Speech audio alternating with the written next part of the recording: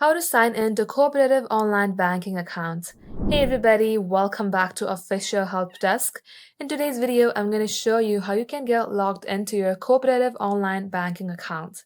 So without any further ado, let us jump right into the process.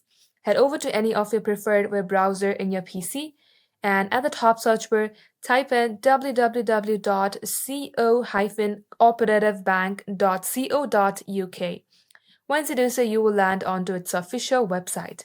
Now here, click on to log in. As you do so, you will land onto this page. Here, simply type in your username. Once you do so, if you would like this site to remember your user ID, then check the box that says Remember My Username. Once done, click on to Next. In case you have forgotten your login details, click on Forgotten Your Login Details and get help resetting your account. And if your credentials matches your account, you will successfully get logged into it. And that is how you can do it. So that wraps up today's tutorial. If you would like to see more videos on this topic, then all you have to do is comment down below and we will get back to you soon with more tutorials like this. In the meantime, what you can do is like this video and subscribe to our channel.